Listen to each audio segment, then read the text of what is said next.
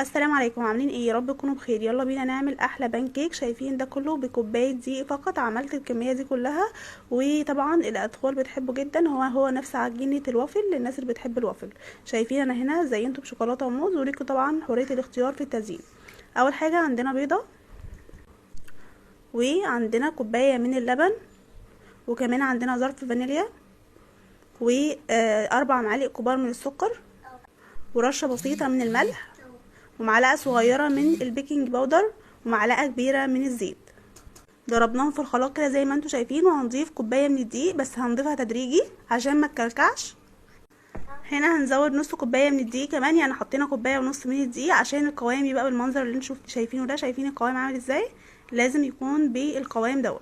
هنجيب طاسه او صينيه سخنه تكون ما بتلزقش، وهنرش عليها رشه زيت بسيطه جدا، ودي في اول مره بس، وبعد كده مش هنحط ولا نقطه زيت.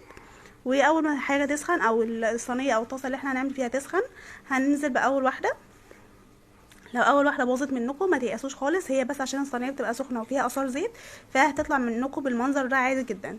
هنبدا بقى نعمل في التانية. انا قلت اوريكم اول خطوه عشان اللي يبوظ منه ما ييأس.